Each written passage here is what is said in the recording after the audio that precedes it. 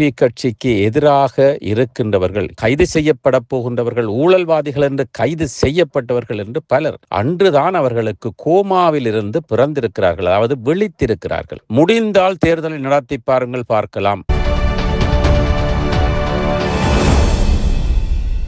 வணக்கம் லங்காபூர் ஊடக நேயர்களே.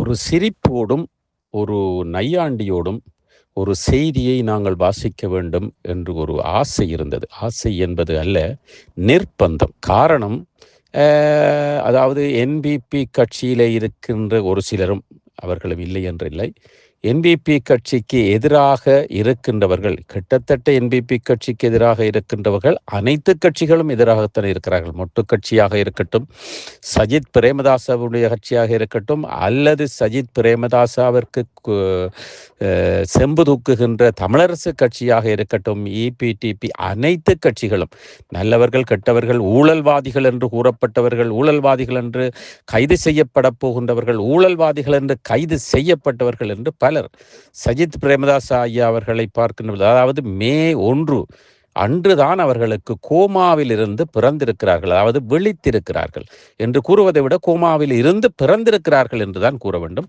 காரணம், இப்பொழுதும் கோமா குடும்பத்திலே இருக்கின்றவர்களாகத்தான் கருதக்கூடியதாக இருக்கிறது. முடிந்தால் அவர் சேலஞ்ச் செய்கிறார், அதாவது அவர் கேட்கிறார், முடிந்தால் தேர்தலை நடத்தி பாருங்கள், பார்க்கலாம். அவர் தான் ஏதோ வெல்லப் போகின்றேன் என்ற ஒரு கனவை நினைவாக்குவேன், அல்லது தான் காணுகின்ற கனவுகளை நினைவாக்குவேன், மக்கள் காணுகின்ற கனவுகளை நினைவாக்குவேன் என்ற ஒரு தொனியில் பேசியது. ஏற்கனவே பாராளுமன்ற தேர்தல் நடைபெற்றது, படுதோல்வி அடைந்தார்.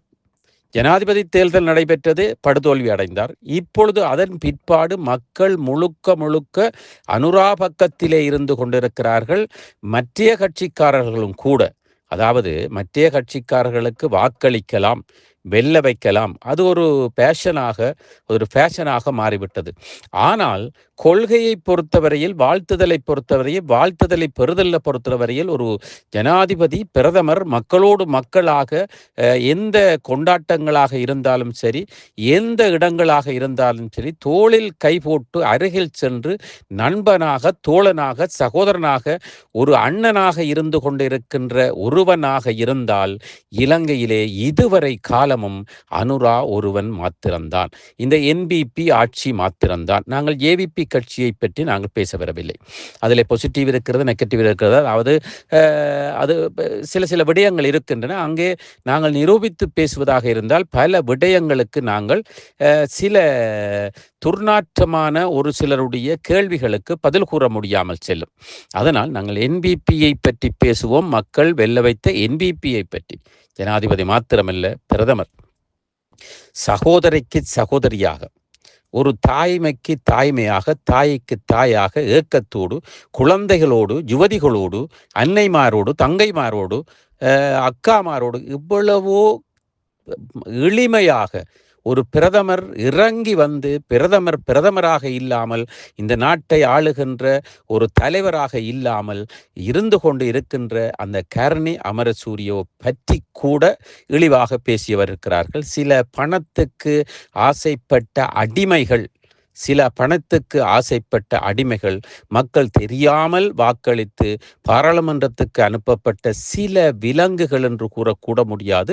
அது விலங்குகளுக்கு, சில விலங்குகள் நன்றியுள்ள மிருகங்களாக இருக்கிறது, மற்றும் ஒழுக்கமான மிருகங்களாக இருக்கிறது. ஆனால் விலங்குகள் என்று கூறுகின்ற அளவிற்கும் இல்லாமல் பன்றியை எடுத்துக்கொள்ளலாம். சேற்றுக்குள் புதைந்து நின்று சேற்றையே உன்று, கழிவுகளை உன்று, அந்த தான் உண்ணுகின்ற உணவிற்காக எதையும் செய்யக்கூடிய மிருகமாக பலர் தமிழர்களிலேயும் சரி, சிங்களவர்களிலேயும் சரி, இஸ்லாமியர்களிலேயும் சரி இருந்து கொண்டுதான் இருக்கிறார்கள். சரி, அது ஒரு புறம் இருக்கு.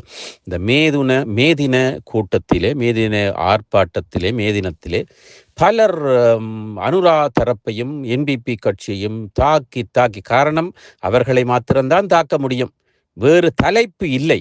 அதனால் அவர்களை மாத்திரம்தான் தாக்க. இப்பொழுது போய் டக்ளஸ் தேவானந்தா அவர்களை பேச முடியுமா? இல்லை. அவர் அடித்து போட்ட பாம்பு. இவர்கள் பேசினால் அவர்களுக்கு அந்த செய்திகள் வெளியே போகாது, எடுபடாது. அதைவிட ஊடகங்கள், அவர்களுக்கு பின்னால் இருக்கின்ற ஊடகங்கள், பணத்தை பிழைப்புவாதமாக வைத்திருக்கின்ற ஊடகங்கள், அதனை திரிவுபடுத்தி போட வேண்டுமாக இருந்தால் அவையெல்லாம் ஓடாது. அப்படியானால் என்பிபி கட்சியை தாக்க வேண்டும், அவர்களை விமர்சிக்க வேண்டும். சரி, ஒருவர் பேசியிருக்கிறார் கிளிநொச்சியிலே. அந்த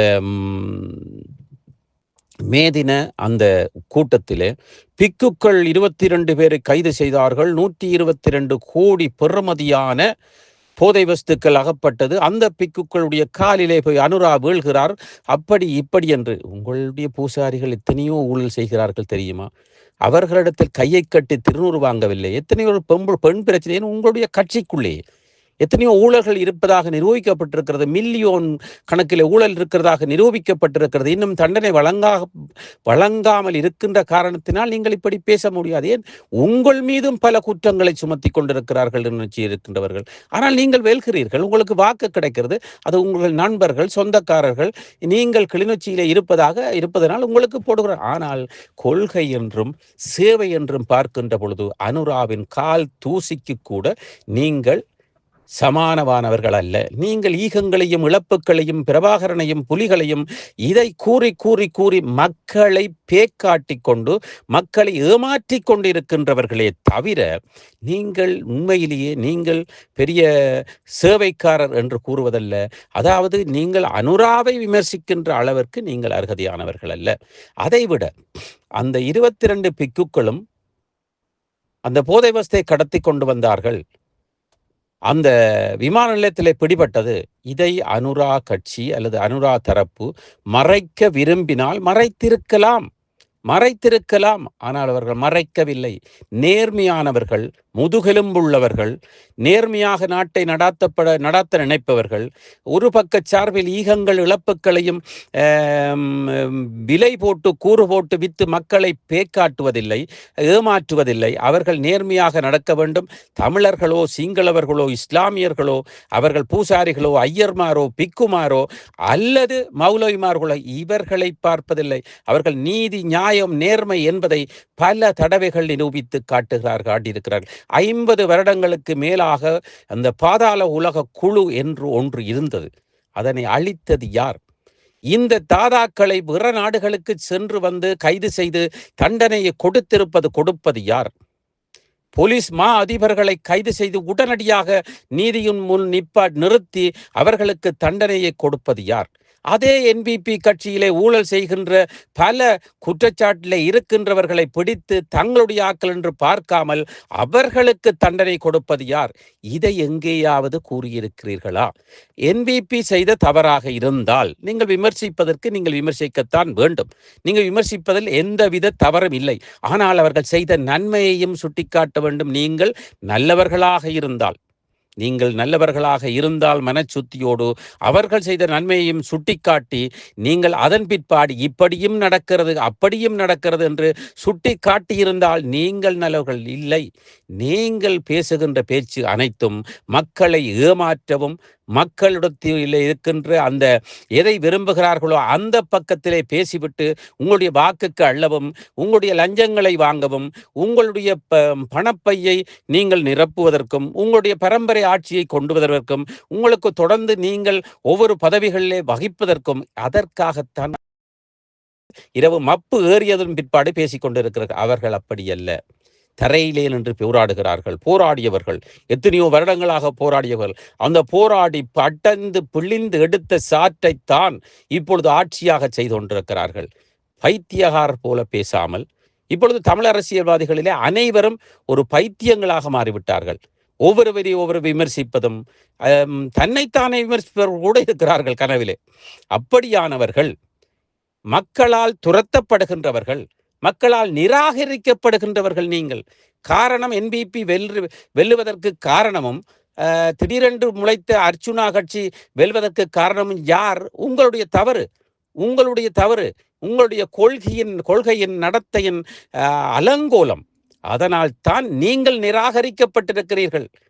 அவர்கள் ஆதரிக்கப்பட்டிருக்கிறார்கள். மக்கள் அடுத்த தேர்தல் வருகின்ற பொழுது நீங்கள் கனவு காணுவது போல இல்லை, அவர்கள் நினைக்கின்ற பொழுது நினைப்பது போல நிச்சயமாக இந்த முதலமைச்சர் தேர்தல் வருகின்ற பொழுது அவர்கள் அமோக வெற்றியை பெறப்போகின்றார்கள். அந்த பெறப்போகின்ற அந்த வெற்றியை பெற்றுக் கொடுப்பது தமிழ் அரசியல் கைதிகளுடைய ஒற்றுமை ஈனமும், அவர்களுடைய அக்கறை இனமும், அவர்களுடைய பேக்காட்டுத்தனமும், அவர்களுடைய பொய் புரளி ஏமாத்து அந்த பித்தலாட்டம் மற்றும் அவர்கள் காட்டுகின்ற குரளி வித்தையும் தான். உதாரணத்துக்கு சுமந்திரனை கூட எடுத்துக் கொள்ளலாம். எங்கேயோ இருந்தவர் பதவி ஆசைக்காக எங்கேயோ இறங்கி வந்து நிற்கிறார். இப்படி பலர். கஜேந்திரகுமார் பொன்னம்பலம் தன்னுடைய கொள்கையை புதைத்து விட்டு நிற்கிறார். இப்படி பலர். கஜேந்திரகுமார் பொன்னம்பலத்தை ஆதரித்த பிரான்ஸ் நாட்டிலிருந்து வெளிநாட்டிலிருந்து ஆதரித்து கொண்டிருந்த குழுமங்கள், பேக் ஐடிகள், புலிகளுடைய தாங்கள் தான் புலிகள் என்று கூறிய பலர் இப்பொழுது நிராகரித்து விட்டிருக்கிறார்கள், நிராகரித்து கொண்டிருக்கிறார்கள். அவருடைய போட்டோக்களை எரிக்கிறார்கள். அப்படி செய்கின்ற அளவிற்கு கஜேந்திரகுமார் பொன்னம்பலம் வந்திருக்கிறார். அதே போலத்தான் தமிழரசு கட்சியில் சிறிதரனாக இருக்கட்டும், சிறிதனுடைய கட்சியில் இருப்பவர்களாக இருக்கட்டும், சுமந்திரனாக இருக்கட்டும், கஜேந்திரன், இப்படி பலர், மணிவண்ணன் அடுத்தவர், ஒவ்வொருவரை காட்டிக் கொடுப்பவர், இப்படி பலர் தமிழ் கட்சியில் இருக்கின்ற சுரேஷ் பிரேமச்சந்திரன், சீத்தாத்தன், கதையே இல்லாதவர்கள், டெலோ, அடைக்கலம், செல்வம் அடைக்கலம், கதையே இல்லாதவர்கள். கதையே முடிந்து விட்டது. இனிமேல் தமிழ் அரசியல்வாதிகள் என்று தமிழர்களுக்கிடையே இந்த முதலமைச்சர் தேர்தல் முடிய தமிழர்களுக்கிடையே காரை துப்பப்படுவார்கள். இதை நாங்கள் பொறுத்திருந்து பார்ப்போம். தமிழ் அரசியல்வாதிகள் நீங்கள் சரியானவர்களாக இருந்தால் மற்றவர்கள் செய்கிற நன்மையையும் சுட்டிக்காட்டி தீமையையும் சுட்டிக்காட்டுங்கள், விமர்சியுங்கள். தொடர்ந்தும் ஆராய்வோம், அலசுவோம். இது போன்ற மேலும் பல முக்கிய சுவாரஸ்யமான செய்திகளை அறிந்து கொள்ள லங்காஃபோ யூடியூப் சேனலை சப்ஸ்கிரைப் பண்ணுங்கள். எமது செய்திகள் உடனடியாக கிடைக்க பெல் பட்டனை அழுத்துங்கள். அத்தோடு எமது செய்திகளை மற்றவர்களும் பார்வையிட ஷேர் செய்யுங்கள். நன்றி.